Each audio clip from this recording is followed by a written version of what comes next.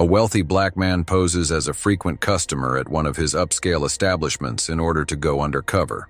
The location of the establishment makes racist comments about the black man and does not recognize him. The owner is astonished to see the black man again when he is summoned to the company headquarters the following day. Standing at the intersection of Fifth Avenue, John Bennett blended in with the thronging New York City crowd. The hem of his casual black jacket fluttered in the slightly chilly fall breeze. John studied the crowd of people passing the glass-fronted luxury store while lowering his baseball cap to hide his face. He had a towering, streamlined structure. Above the door, gold writing encapsulated elegance. With their bags swinging, shoppers came and went, showcasing the store's elegant interior design via its huge windows. John inhaled deeply and moved forward, forcing the heavy glass door open. That chime, he recalled, had been chosen to evoke a welcoming sense of refinement, one he now hoped was not just an auditory illusion. The store was filled with luxurious velvet seats, polished marble floors, and tastefully placed displays of jewelry and designer clothing. The subtle jazz music in the background blended with the aroma of pricey fragrance that permeated the air. John had created a warm and inviting area where comfort and luxury coexisted. Today, he wasn't the visionary founder or owner. He was merely an unassuming customer walking into a high-end establishment. His attire, dark jeans, scuffed sneakers, and a plain black jacket, was a deliberate choice. It was a uniform that ensured he blended seamlessly into the ordinary. He bore no resemblance to the store's usual clientele, who often arrived adorned in designer labels and the confidence of wealth. And that was precisely his intention. He wanted to observe how clients were handled independently of his position or status. He had done this in other places before, but this time it was different. He was back in his hometown today to see how one of his favorite stores was doing. John strolled towards a showcase containing high-end timepieces. He appreciated each piece's exquisite workmanship and craftsmanship. He was familiar with them. He participated in the collection's selection. He was just another customer today, though. John caught a glimpse of the franchise owner, Richard Coleman, standing close to the counter. In his mid-50s, Richard wore a fine suit that felt a bit too snug around the midsection, and his gray hair was thinning. His voice was low and courteous, and he had a practiced smile on his face as he spoke to a woman wearing a beautiful dress. Richard's eyes darted to John as he approached the watch screen. A faint frown took the place of the smile. John acted as though he was unaware. He grabbed a sleek silver watch with a leather band from the display. He appreciated its weight as he rolled it over in his palms. John said, "Pardon me," in a light tone. "Could you elaborate about this watch for me?" Richard moved closer, taking steady, methodical moves. He glanced up and down at John, observing the baseball cap and casual attire. His face was reserved, almost contemptuous. "According to Richard, that is one of our limited edition models." The tone of his voice was clipped and inane, extremely exclusive. "Perhaps it's not what you're seeking." John continued to smile. "Oh? Why is that?" Richard hesitated briefly, the faintest flicker of discomfort crossing his face before his gaze hardened. "Well," he began, his tone measured but dismissive. "This is one of our more exclusive, high-end models. It's quite expensive, you see. Perhaps," he continued, gesturing vaguely toward another section of the store, "something from our more accessible range might better suit your preferences." The words were spoken as if offering assistance, but the subtext was clear. He didn't believe John could afford it. A faint irritation flickered within John, though his composed exterior betrayed nothing. He understood that Richard didn't know who he was, but the assumptions layered within the man's words were as glaring as they were offensive. John made the decision to exert a little more pressure. John calmly answered, "I like high-end pieces. Why is this one unique?" Richard let out a small, audible sigh, the kind that suggested he found the inquiry tiresome. "This watch," he began, his tone dripping with practiced detachment, "is crafted by one of Switzerland's most esteemed watchmakers. The craftsmanship is unmatched, and the materials are of the highest caliber. Really, it's a collector's piece, restricted to a minuscule quantity of parts globally. John, who was still holding the watch, gave a contemplative nod. It sounds amazing. What is the price? Richard paused, looking at John's face as though he was looking for a clue as to whether he could afford it. Finally, with a tinge of hesitation, he stated that it costs $12,000. However, as I mentioned earlier, we have additional choices that might fit your budget better. John continued to smile, but he was filled with a well-known dissatisfaction. He looked at Richard tenderly as he put the watch back in the display cabinet. If I were interested in purchasing this one, Richard's eyes flitted in frustration. Well, I would first need to see evidence of payment. We don't simply let our finest pieces go to anyone. John's face remained the same, but he was growing impatient. I see. Is it standard practice for stores to inquire about a customer's ability to pay before closing a deal? Richard straightened slightly, his defensiveness bleeding into his clipped tone. It's not a matter of questioning anyone, he retorted. It's about upholding the integrity of our brand and maintaining the image we've cultivated. We have a responsibility to ensure that not just anyone is allowed to handle items of such value. His words carried an air of justification, as if the policy he described was self-evident and unassailable. John locked eyes with Richard for a moment. The silence between them weighted with unspoken meaning. Finally, he broke the gaze, nodding slightly as he spoke in a low, measured voice. I understand, he said, though the words were devoid of agreement. With that, he turned from the display case, his movements deliberate, as if distancing himself from more than just the physical object. Without another word, John pivoted and began to walk toward the exit. He could practically hear Richard's thoughts as he discreetly assessed him, and he could feel his gaze on his back. John's thoughts were already replaying what had just transpired when he pulled open the door and stepped back out into the crisp city air. He had come to watch, to see his stores as they actually were without him. And he had now. He stood on the sidewalk, re-entering the flow of people, but what he had seen was disappointing anger bubbling beneath his placid veneer. John clenched his fists briefly, releasing them as he took a steadying breath. This wasn't the end of the story. It was merely the beginning. He had seen enough to know that swift, decisive action was needed, not just to rectify the specific incident, but to ensure the culture of his company remained true to its ideals. John lingered outside the store, letting the cool breeze graze his skin as he paused to collect his thoughts. He had entered with a simple goal, to observe without bias or interference. Yet the experience he had just endured left a sharp sting of anger simmering just beneath the surface.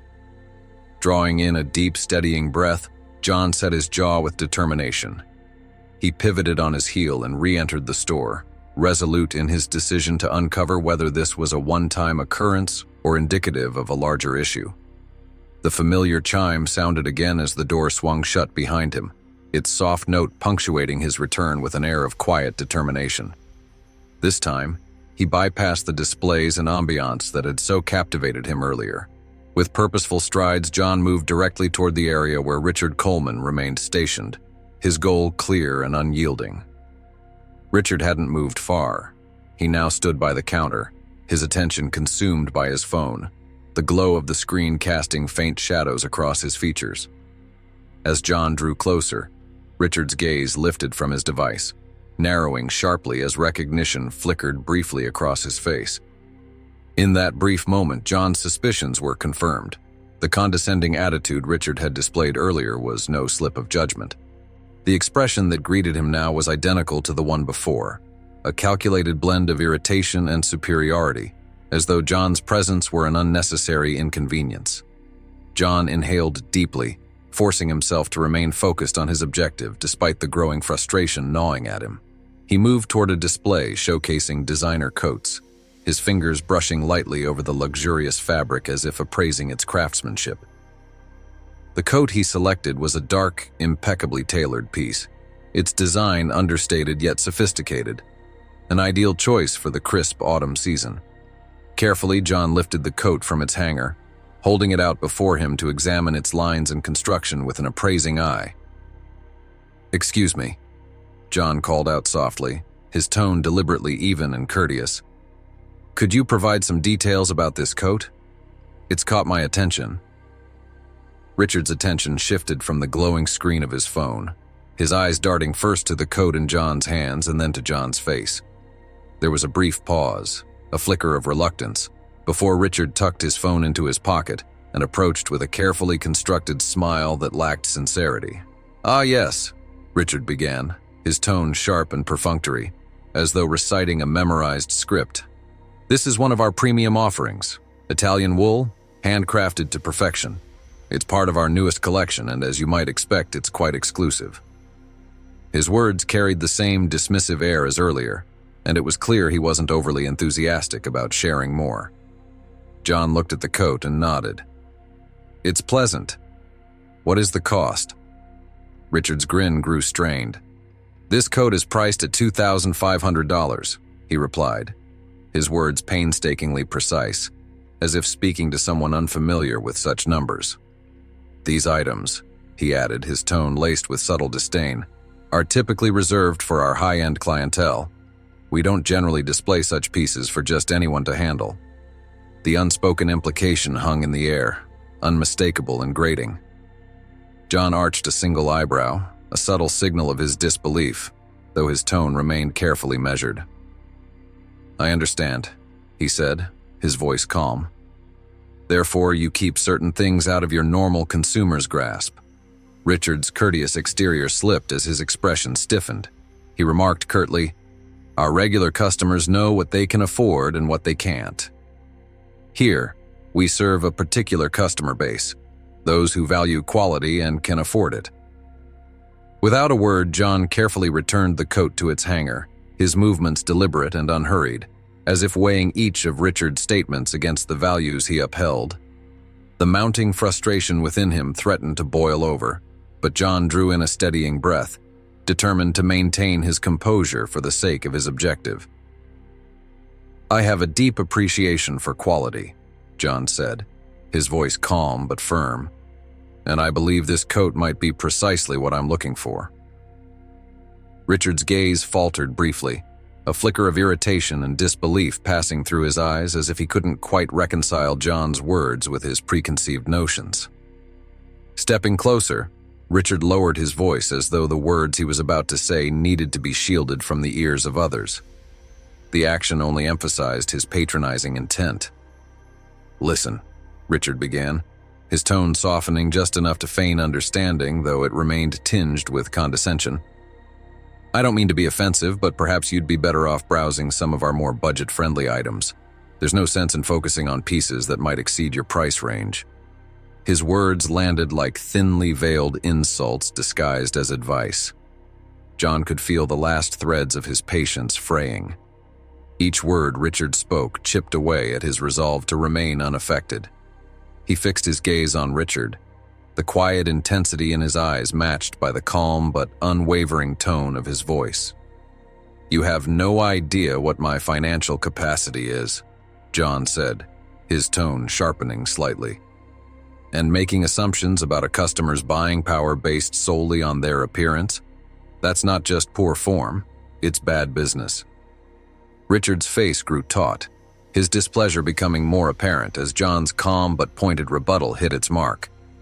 His eyes swept over John once more, the second appraisal just as judgmental as the first. The brief glance made his skepticism painfully clear. "This store has an image to uphold," Richard said deliberately, his words slow and patronizing, as though explaining an elementary concept. "We can't simply allow just anyone to browse and handle our most premium inventory. It's a matter of preserving the integrity of the brand." John's unwavering gaze locked onto Richard's, and though his expression remained composed, the quiet anger burning in his eyes was unmistakable. "Preserving the brand," John repeated, his tone edged with incredulity. "And you do that by making snap judgments about people based on their appearance? That's not how you earn loyalty, nor is it how you foster respect." Richard folded his arms tightly across his chest, his stance growing visibly defensive as he braced himself against John's pointed words. "Our customers value exclusivity," Richard retorted, his voice sharpening. "They don't come here to see just anyone handling high-end merchandise. It's about creating the right atmosphere and experience. That's what distinguishes us from the rest." His tone carried a stubborn certainty, as though the logic of his argument was irrefutable.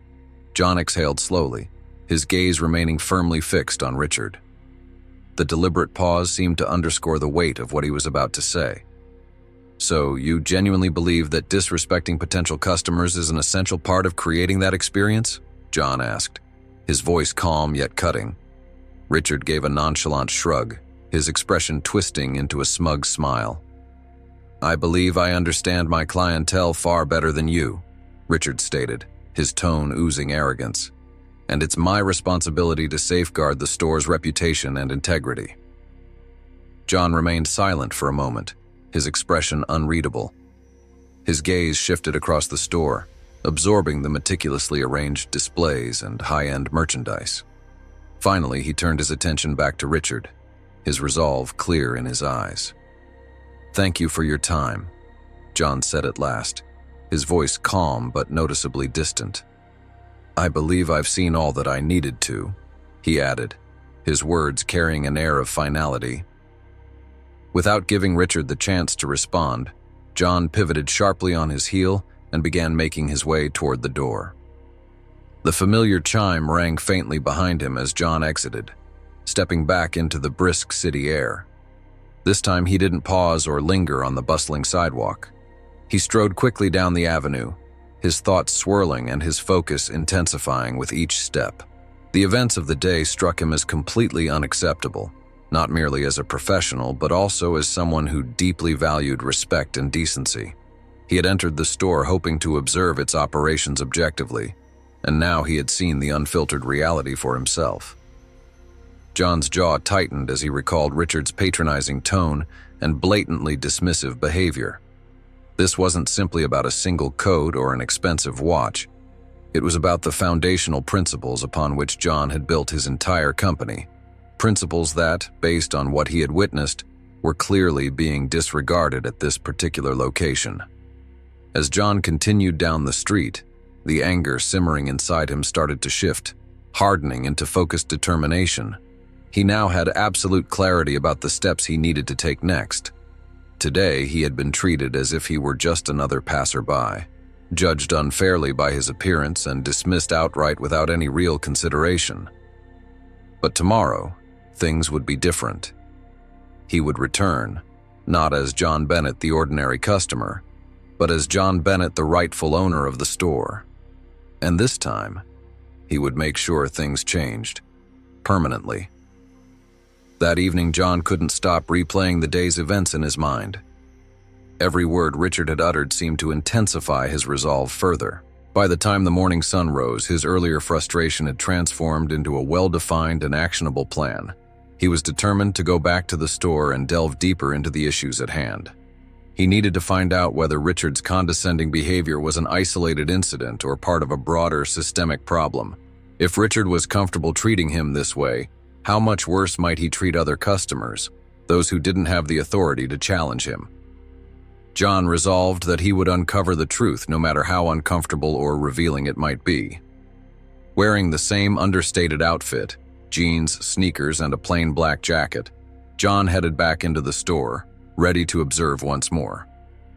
The soft chime above the door rang out again, signaling his entry into the space that had disappointed him so deeply the day before.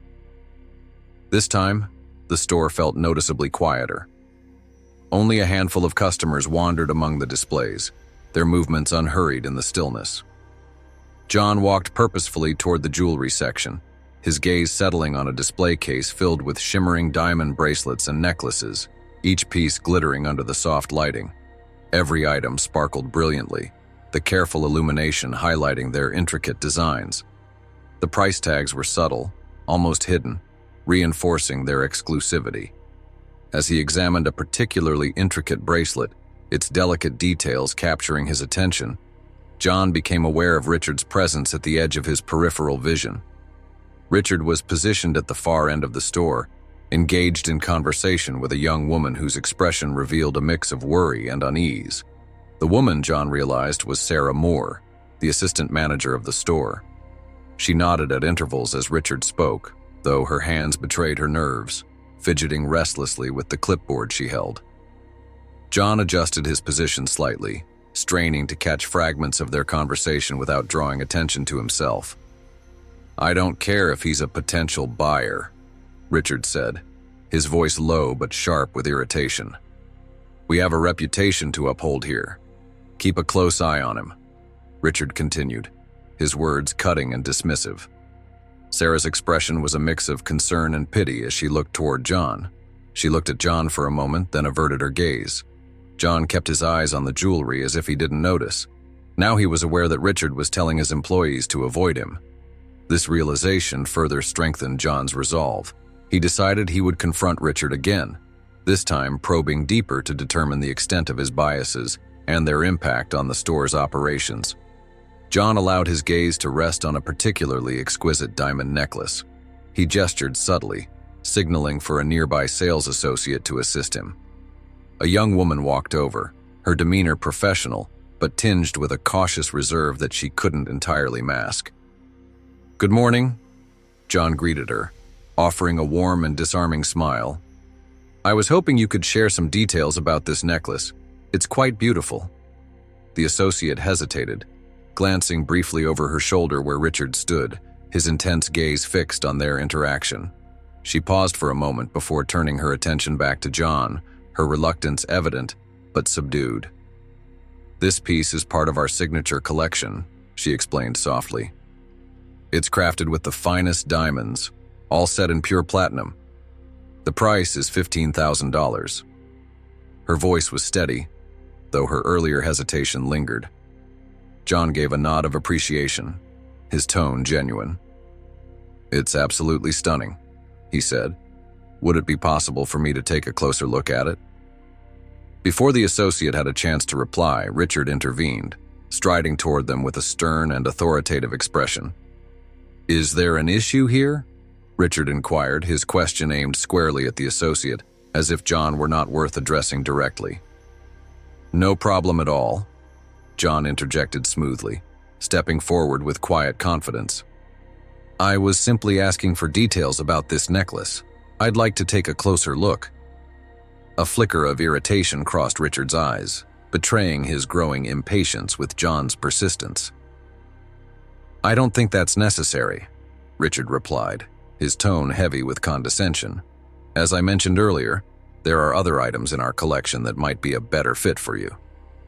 John's unwavering gaze remained fixed on Richard, his composure unshaken by the man's thinly veiled insult. "I'm specifically interested in this piece," John said, his voice firm and resolute. "I'd like to see how it looks." Richard folded his arms across his chest, the gesture signaling his dwindling patience as he stared at John with a mixture of annoyance and defiance. "We have a strict policy," Richard said, his tone clipped. "Items like this are reserved for customers who show serious intent to buy.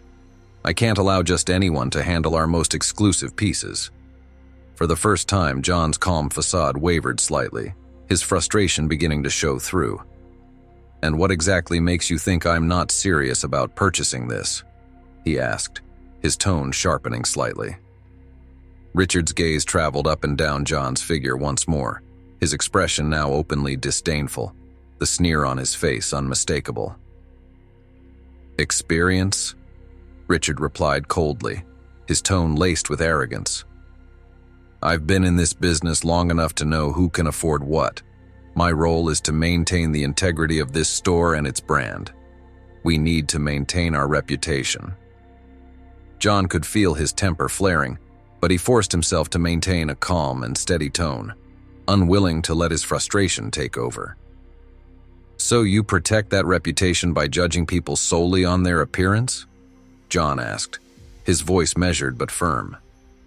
"By denying service to someone simply because they don't fit into your preconceived notions of who belongs here?" Richard's face remained unchanged, his expression as rigid and unyielding as ever. "It's not personal," Richard said bluntly. This is just business. Our clientele expects a certain level of exclusivity, and I can't waste valuable time on individuals who aren't serious buyers." His tone carried an air of finality, as though his reasoning was beyond question. John stepped slightly closer to Richard, his voice dropping to a quieter, more pointed tone as he prepared his next response. "How many serious buyers have you alienated because of assumptions like these?" John asked, his words cutting.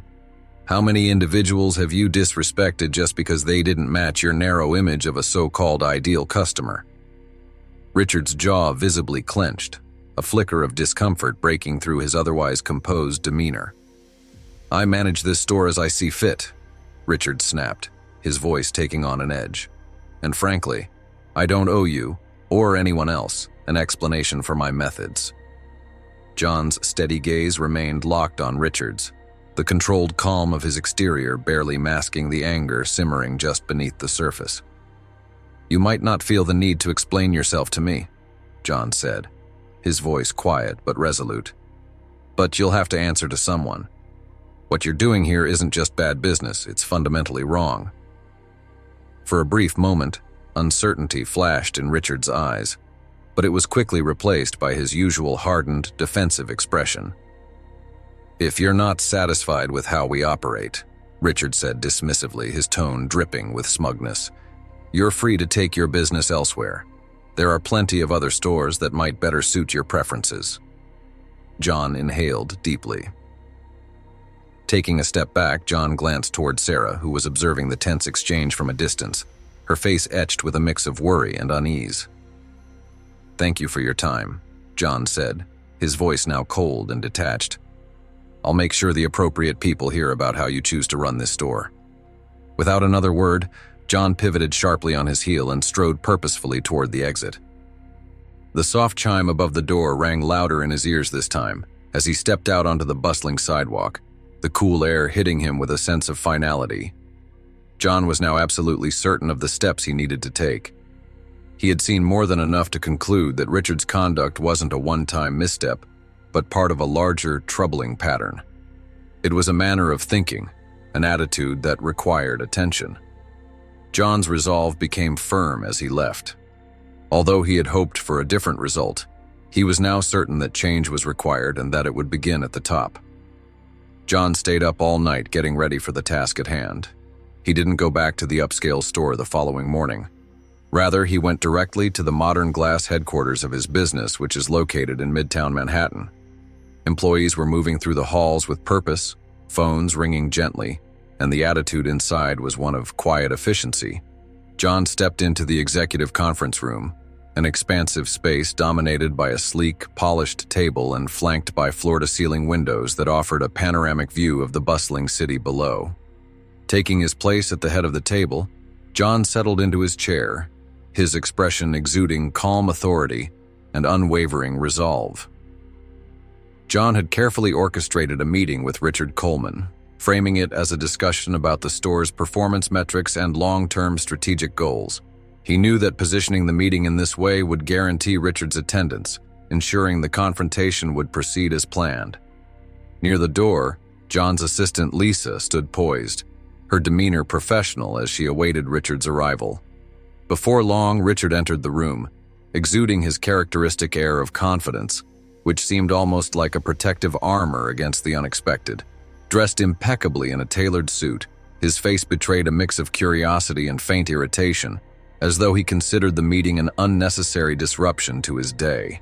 It was evident that Richard believed this was a routine check-in, possibly even an opportunity for him to receive recognition or praise for his work at the store. Richard's confident stride hesitated slightly when his eyes fell on John, seated commandingly at the head of the conference table.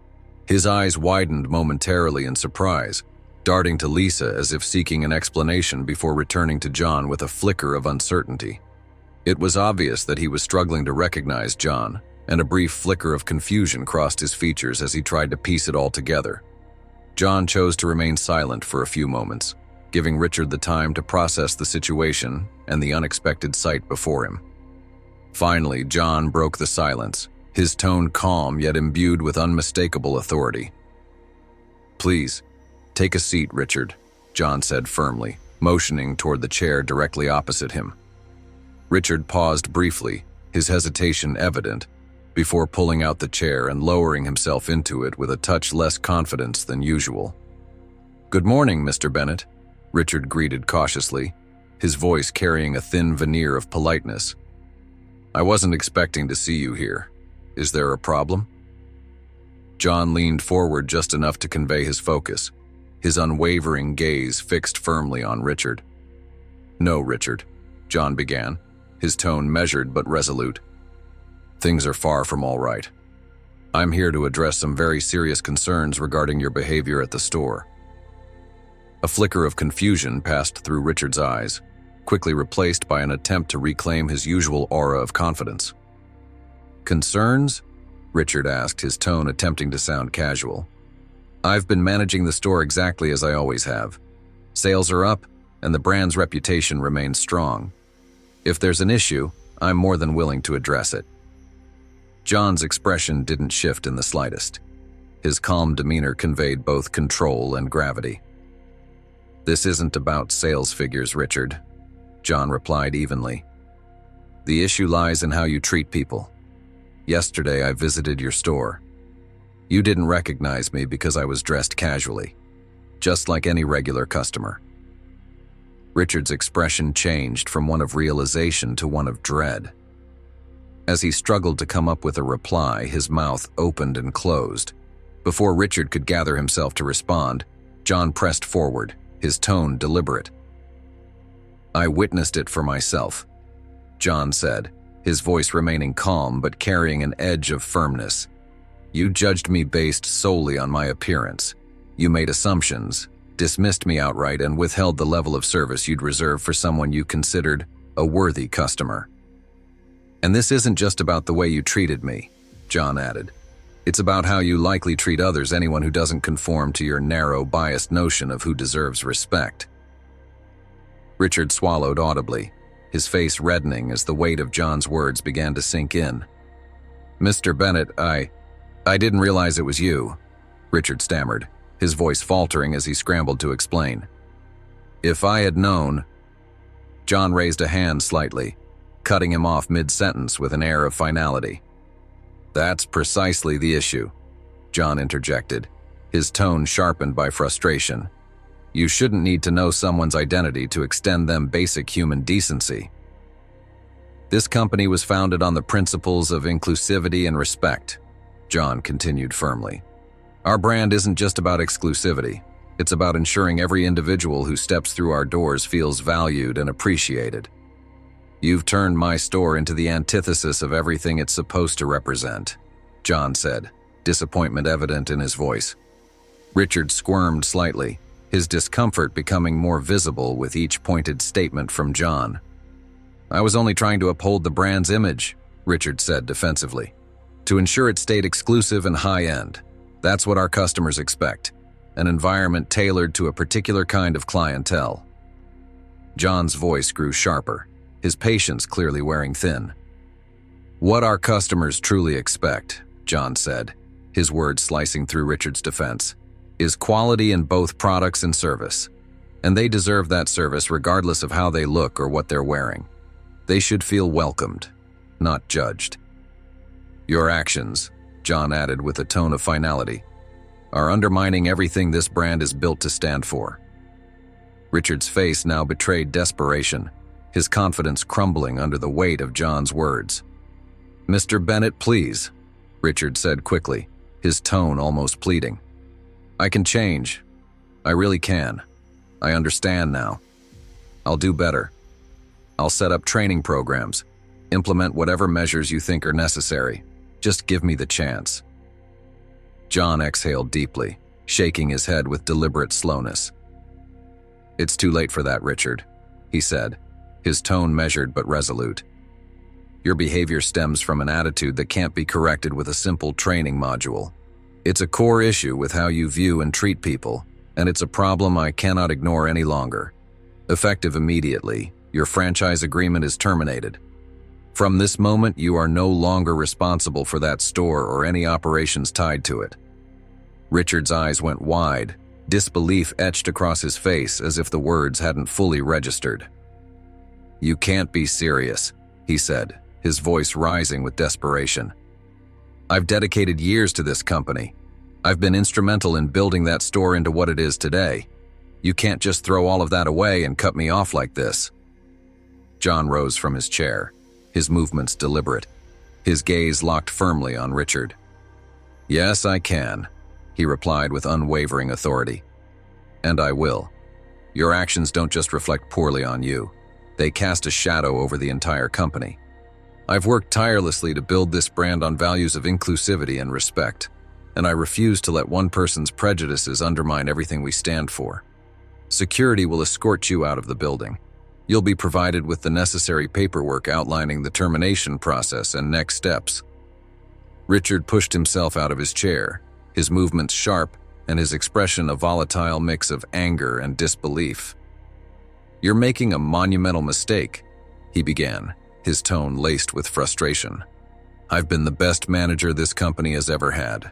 You're going to regret this decision." John didn't flinch, his expression calm and his voice unwavering. "No, Richard. The only mistake here was allowing you to remain in a position where your biases could erode the principles this company stands for. I won't regret taking decisive action to ensure that our stores are managed by individuals who truly embody the values of respect, inclusion, and excellence." For a moment, Richard stared at John, his mouth opening as if to protest further. Then, with a huff of indignation, he turned on his heel and stormed out, his hurried footsteps echoing down the quiet hallway. John watched silently as Richard disappeared from view, a heavy sense of resolution settling over him like a final punctuation mark on a difficult chapter. This decision wasn't merely about removing Richard from his position. It was about safeguarding the integrity of his brand and ensuring that every person who walked into an elegant store felt valued, respected, and welcome, regardless of their background or appearance. John turned his attention to Lisa, who had been standing quietly in the corner, observing the tense exchange with a mixture of unease and understanding. "Lisa," John said firmly, his voice breaking the silence, "please ensure that Richard is escorted out of the building and that the transition process for his departure begins immediately." Lisa gave a brisk nod, her professionalism shining through. "Yes, Mr. Bennett. I'll take care of it right away." John stepped toward the expansive windows, gazing out at the sprawling city below. The skyline stretched endlessly, a reminder of the countless people and opportunities that made New York the vibrant hub it was. Today's decision had been a necessary one, a step forward in reinforcing the values he held dear. To make sure that every store operating under his brand adhered to the principles he held dear, there would be more work to be done and more adjustments to be made. But for the moment, John was at ease. The lesson was that integrity and respect will always come first. John stood in front of his office's enormous windows, overlooking the busy streets of New York City below. Although the meeting with Richard had gone as planned, he wasn't satisfied with the feeling of closure. John was aware that Richard had to be fired, but this was just one aspect of a bigger problem. As John turned away from the sprawling view, the vibration of his phone pulled his focus back to the immediate. The message on his screen was from Sarah Moore, the assistant manager at the store he had visited earlier that week. She had agreed to a meeting at headquarters, a chance to discuss the store's direction and what the future might hold after Richard's departure.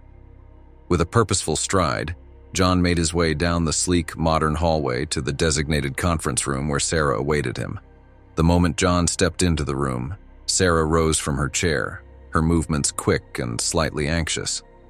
Her neatly tied bun and understated blouse and skirt projected professionalism, but her eyes betrayed a blend of nervous energy and cautious optimism. John offered her a warm, reassuring smile, hoping to put her at ease. "Thank you for taking the time to meet with me, Sarah," he said, gesturing toward the chair across from him. "I'm aware these past few days have likely been overwhelming for you and the team." Sarah nodded quickly, her hands fidgeting in her lap as she processed his words. "Yes, Mr. Bennett, it's been challenging to say the least. I've heard about what happened with Richard, and it's caused quite a stir among the staff. There's been a lot of chatter and speculation among the team. Some of them are worried about what these changes might mean for the store and their roles within it. John lowered himself into the chair opposite hers, his expression calm and attentive. I completely understand their concerns. It's one of the reasons I wanted to speak with you personally. While Richard's departure was unavoidable for the company's well-being, I recognize that it has left a significant gap and a sense of uncertainty. It's crucial to me that the store is placed in capable hands moving forward. Sarah's expression shifted to one of focused determination as she nodded firmly. Thank you for saying that, Mr. Bennett. I've always done my best to uphold the standards at the store, but under Richard's management, it's been challenging. Richard had his own way of running things, ways that didn't always align with what I thought was right. Sometimes it felt like his priorities were more about exclusivity than fostering a respectful and inclusive environment. John observed her closely, noting the honesty and frustration in her voice.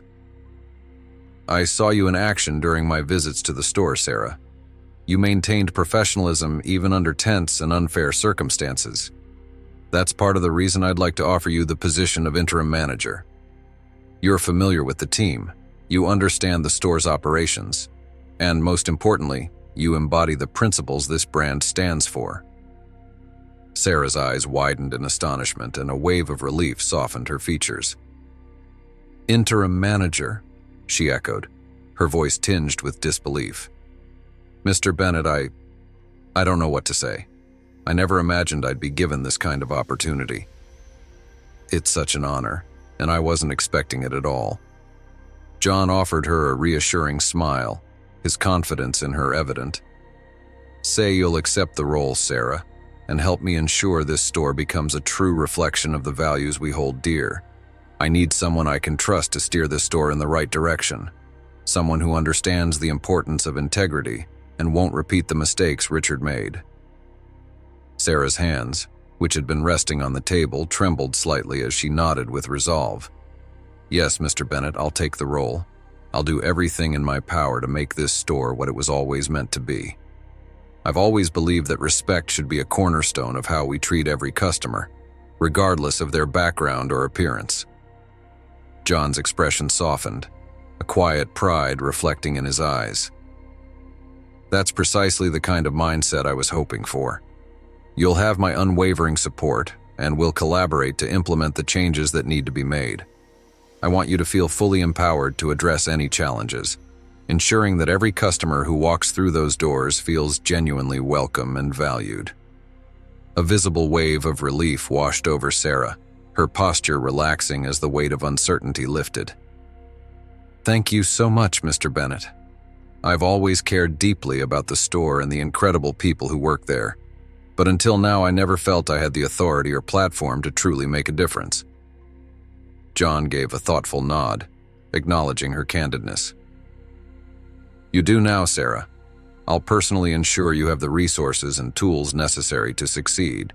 We'll begin with comprehensive retraining for the entire team, with a strong emphasis on customer service excellence and fostering inclusion. My goal is simple. I want every person who enters that store, whether they're purchasing a $10,000 watch or simply browsing, to feel like they belong and are valued. As they continued, Sarah's confidence visibly solidified. Her posture straightened, and a renewed sense of purpose glimmered in her expression. I can absolutely do that, Mr. Bennett. I've worked closely with the team, and I believe they'll embrace these changes wholeheartedly. They need to feel that their contributions are valued and that they're part of a supportive, positive work environment. John leaned back slightly, his mind briefly savoring the satisfaction of witnessing such enthusiasm and commitment. It was a feeling he hadn't experienced in some time. Good, he said, his voice warm but authoritative. I'll make regular visits to see how things are progressing, but I trust you to manage the day-to-day operations effectively. We're in this together, Sarah. Your success is a reflection of our collective commitment to excellence. And remember, the success of this store isn't solely measured by profits. It's about creating a community built on respect, trust, and inclusivity, values that are far more enduring than sales figures. A genuine smile spread across Sarah's face, and the tension that had weighed on her seemed to dissolve. "You have my word, Mr. Bennett. I won't let you down. I'll ensure that the store becomes a shining example of everything this brand is meant to represent." John rose from his chair, extending a steady hand across the table. "I know you will, Sarah. Thank you for stepping up and taking on this responsibility.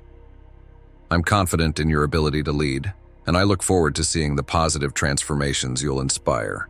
Sarah clasped his hand firmly, her renewed sense of determination reflected in the strength of her grip and the sparkle in her eyes. "Thank you, Mr. Bennett. This means more to me than I can express. I'm truly excited to make a real, meaningful difference in the store and the lives of our customers." As Sarah exited the conference room, her steps purposeful, John found himself filled with a sense of renewed optimism. The whirlwind of events over the past few days had been undeniably challenging, but they had also ignited the spark for essential and overdue change. There was still much to be accomplished, more stores to visit, more managers to evaluate, but today marked a significant and promising step forward.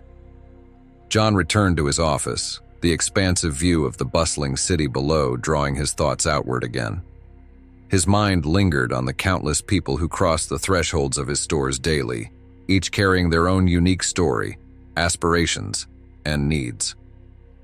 The foundation of his brand was built on a simple yet profound belief. Every individual deserved to be treated with dignity, regardless of who they were. Today's actions were a reaffirmation of that commitment. As the sun began its descent, casting warm hues over the city skyline, John felt a quiet yet profound sense of pride take hold. He wasn't merely a businessman. He was a leader with the power and responsibility to create lasting positive change. With leaders like Sarah stepping up, John felt assured that his stores would not only thrive as symbols of luxury, but also as havens, where every individual, regardless of their background, felt welcome and valued. The day following Richard's dismissal, John dove headfirst into the necessary steps to enact meaningful change at the store. John promptly scheduled a meeting with the store's entire staff to outline the new direction, address their concerns, and reassure them that despite the leadership shakeup, their roles were both secure and deeply appreciated. He understood that fostering a sense of stability and maintaining open, transparent communication would be essential in reshaping the store into a space that truly embodied the brand's core principles of inclusivity and respect. The meeting took place in a private conference room at the headquarters, slightly more modest in size than the executive suite where John had confronted Richard, yet every bit as refined in its design. One by one, the staff filed into the room, their expressions revealing a mixture of apprehension, curiosity, and hope. At the front of the room, Sarah Moore stood beside John, a clipboard clutched firmly in her hand. Her demeanor, though composed the previous day, now radiated a newfound confidence. John rose from his seat, his steady gaze sweeping across the room before he began to speak. "Thank you all for taking the time to join me today," he began, his voice carrying both calm authority and genuine warmth. "I understand these past few days have been difficult for many of you, and I want to take this opportunity to be completely transparent about the changes we're implementing. As of yesterday, Richard Coleman is no longer affiliated with this company. His departure was a necessary step to ensure that our store's operations align with the core values this brand has been built upon." A quiet ripple of murmurs moved through the staff, the weight of the announcement settling over them. John observed their faces, reading the unspoken questions and the lingering uncertainty about what these changes might mean for their futures. He continued, deliberately making eye contact with individuals in the room, his tone firm yet empathetic. "Let me be very clear. Your jobs are not at risk. We deeply value each of you and the contributions you make. However, we will be introducing some changes to ensure that this store becomes a place where every customer, regardless of who they are or how they look, feels welcomed and respected. This brand has never been solely about sales figures. It's about cultivating meaningful relationships and ensuring that every single person who enters these doors is treated with dignity and respect." Sarah stepped forward, her stance poised, her voice projecting newfound confidence and steadiness. As the interim manager, I will be leading our team through these upcoming changes and initiatives. Our focus will be on enhancing customer service through targeted training, and I'll work alongside each of you to ensure everyone understands and embodies the new expectations. This process isn't about assigning blame or pointing fingers. It's about growing together as a team and finding better ways to interact with and serve our customers. James, one of the younger sales associates seated near the middle of the room, raised his hand cautiously. "What will this training include exactly?" he asked, his voice tinged with curiosity and concern. "And how long is it expected to go on for?" Sarah replied, "The training will cover everything from how to greet customers to handling sensitive situations." After John nodded. "Workshops on inclusion and cultural sensitivity will be part of it. Ensuring everyone feels empowered to deliver the greatest service possible is the aim. Over the coming weeks, we'll begin with a few quick sessions, and we'll continue training all year long." James nodded slowly, his curiosity seemingly satisfied and his posture relaxing slightly. Lisa, an experienced staff member who had worked at the store for years, raised her hand to contribute. "What should we do if we notice someone behaving in ways that don't align with these values?" she asked, her voice measured but firm. "Would we report that directly to you, Sarah? Or is there another process in place?" Before Sarah could respond, John stepped in, his voice calm but authoritative. "Yes, Lisa, you can absolutely report any concerns directly to Sarah. Alternatively, my door is always open for matters that need escalation. I'm committed to ensuring open lines of communication for all team members. We take concerns like these seriously, and it's crucial to me that everyone here feels safe, supported, and empowered to voice their observations without fear of reprisal. What we're working toward is a culture rooted in mutual respect and accountability, and that's something each of us contributes to every day." A collective nod rippled through the room, and John could feel the tension beginning to dissipate, replaced by a sense of cautious optimism. The air in the room felt lighter, the mood shifting as the team began to embrace the vision he and Sarah were presenting. The difference was clear. The team wasn't just being told about changes, they were being invited to participate in shaping them. This sense of inclusion was a vital step in fostering trust and collaboration. "Does anyone else have questions or concerns they'd like to bring up?" John asked, his eyes scanning the room attentively. Claire, a young cashier with a reputation for her friendly demeanor, raised her hand tentatively.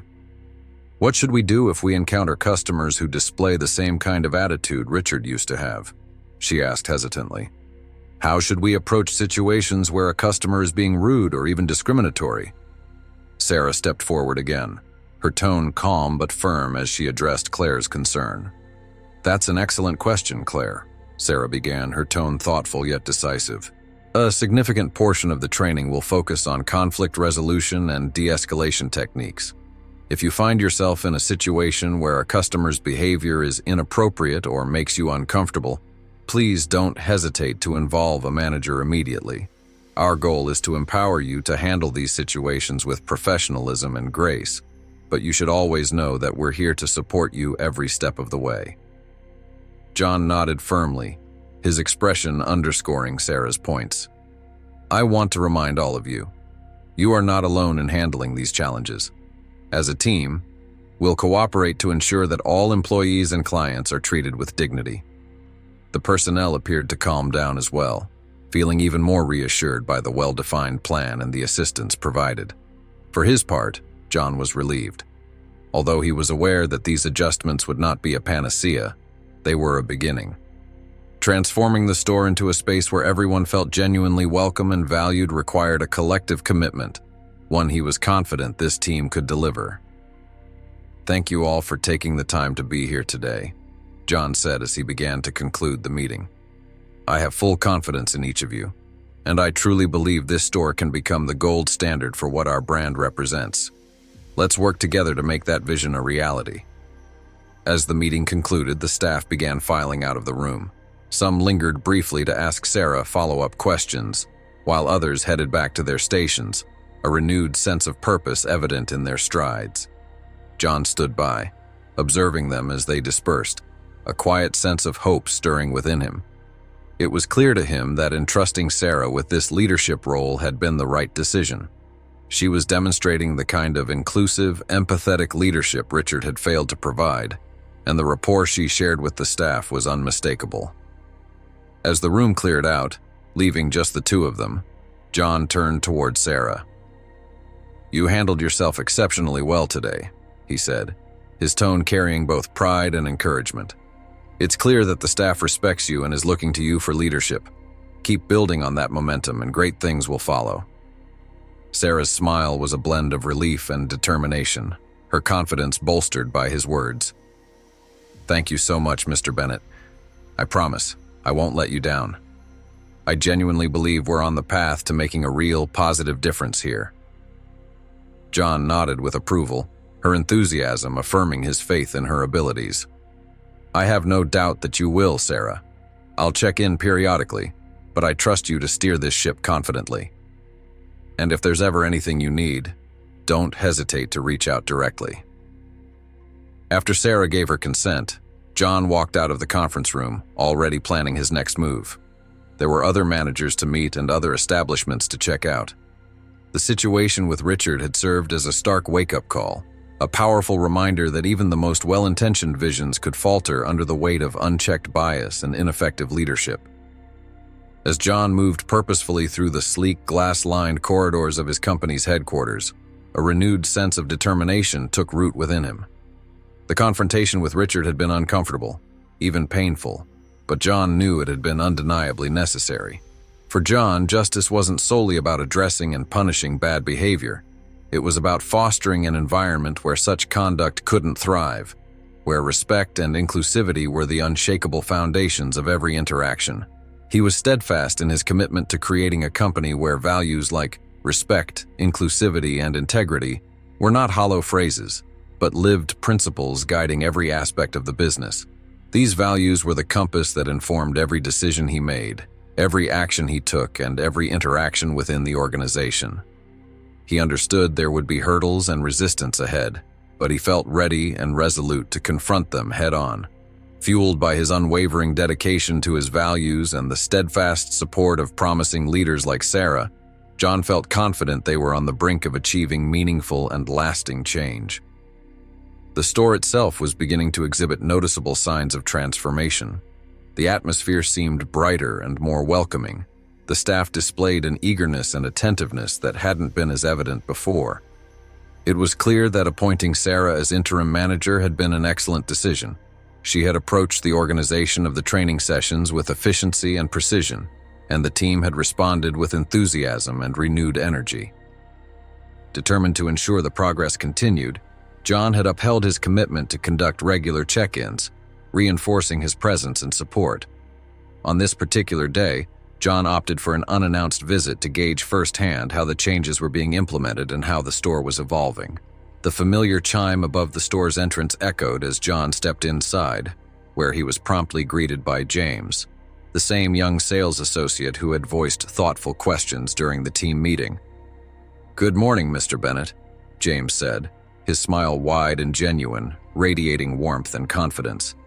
"It's great to have you here." "Good morning, James," John replied, reaching out to shake his hand firmly. "How have things been going since the last meeting?" James's face lit up, his enthusiasm unmistakable as he began to respond. "Things have been going really well, actually. The training sessions have made a big difference, and Sarah has been absolutely stellar in her leadership. The entire team feels more cohesive now, and we're united in understanding exactly how we want to approach and treat our customers." John couldn't help but smile, the feedback validating the work they had put into the changes. "That's precisely what I was hoping to hear," he said with genuine warmth. "Keep up the great work. You're making a real impact. I'm genuinely proud of the way you and the rest of the team have managed this transition." As John walked deeper into the store, he observed the staff in action. Customers were being greeted with genuine warmth, employees offered assistance promptly, and the entire space seemed to exude a newfound sense of positivity. The transformation was undeniable, a stark and refreshing contrast to the cold, tense atmosphere he had experienced during his initial visit under Richard's management. Watching his vision slowly take shape filled John with a profound sense of satisfaction and validation. John headed toward the back of the store where he spotted Sarah engaged in a lively conversation with a customer. Noticing John's presence, Sarah quickly excused herself from the discussion, offering the customer a polite smile before turning toward him. "Mr. Bennett, it's wonderful to see you," Sarah greeted him, her expression lighting up with a mix of surprise and enthusiasm. "Good to see you too, Sarah," John responded warmly. "I decided to drop by unannounced to get a sense of how everything is progressing. From what I've seen so far, it looks like you've done an absolutely fantastic job." A glow of pride spread across Sarah's face, her efforts clearly affirmed by John's praise. "Thank you so much, Mr. Bennett. The team has truly stepped up in ways I couldn't have imagined. They've fully embraced the changes, and we're already getting encouraging feedback from customers about the new atmosphere. I believe we're headed in the right direction." John gave a nod. "I couldn't agree more," John said, his voice steady and assured. "You've managed to turn this store around remarkably fast, and I couldn't be more impressed with the progress you've made. Rest assured, I'll continue to provide all the support you need to keep this momentum going." Their conversation was momentarily cut short by the familiar sound of the door chime ringing, this time louder and more pronounced. John turned instinctively, his eyes narrowing slightly as he recognized Richard Coleman standing hesitantly at the entrance. Richard's typically pristine suit appeared slightly wrinkled, his face lined with visible worry and fatigue. His gaze swept across the store before locking onto John and Sarah, his expression a mix of hesitation and desperation. John's expression shifted, his calm demeanor giving way to a subtle but unmistakable edge of firmness. He hadn't anticipated seeing Richard again, especially not in the wake of their tense and final confrontation. Richard began walking toward them, his steps uncharacteristically measured, his usual air of confidence replaced with visible unease. "Mr. Bennett," Richard started, his voice carrying a faint but unmistakable note of desperation. "I'm well aware I'm likely the last person you'd want to see right now, but I really need a moment of your time. I'm asking you, please, just give me a moment to speak." John's face remained unreadable, his composure unwavering as he considered the request. He exchanged a brief glance with Sarah, who looked caught off guard but chose to stay silent, before redirecting his focus to Richard. "All right, Richard," John said, his tone measured and cool. "You've got a moment. What is it you'd like to say?" Richard inhaled deeply, his shoulders slumping under the weight of the moment. "I came here to apologize," Richard began, his voice subdued and edged with regret. "I've had time to reflect, and I realize now just how wrong I was. I've thought long and hard about my actions, and I understand that I made a grave mistake. I unfairly judged people based on appearances and assumptions. My biases clouded my judgment and prevented me from doing my job the way I should have. I'm deeply sorry, Mr. Bennett, truly from the bottom of my heart." John remained silent, his expression carefully neutral as he allowed Richard to continue. Richard's eyes reflected a quiet desperation, and his voice trembled slightly, weighed down by the earnestness of his plea. "I've dedicated years of my life to this company," Richard continued, his tone growing more insistent. "I care deeply about the brand, the store, and everything we've worked to build. I'm asking you, please, give me another chance. Let me show you that I can change, that I'm capable of running the store in alignment with your vision. I'll do whatever it takes to make things right." John remained quiet for several moments, allowing Richard's words to linger in the space between them. His mind replayed the incidents. How many customers had Richard turned away with his dismissive attitude, and how much damage had been done through the very behavior John had experienced firsthand. To John, Richard's abrupt plea for forgiveness felt driven more by desperation to reclaim his position than by a sincere desire to change. "I appreciate your apology, Richard," John said at last, his tone calm yet resolute. "But this situation isn't about a single misstep or an isolated incident. It's about a deeply ingrained pattern of behavior, a mindset that has been evident for years. What I witnessed at the store wasn't an accident or an isolated oversight. It was the manifestation of an entrenched attitude that stands in direct opposition to the values this brand upholds. Richard's face fell, his expression crumbling under the weight of John's words. His eyes glistened with a mixture of frustration and despair. "Mr. Bennett, I'm begging you," he said, his voice cracking slightly under the strain. "I can learn from this. I can change. I will change. Please, give me the store back, and I'll prove to you that I'm capable of doing better." John shook his head slowly, his expression unyielding but not unkind. "The decision has already been made, Richard. Under Sarah's leadership, the store is thriving, and the team has embraced the changes with open arms. I can't and won't reverse course to return to how things were before. My foremost responsibility is to the integrity of this company and to every customer who steps through those doors. Allowing you to return would undo the progress we've worked so hard to achieve and jeopardize everything this brand stands for."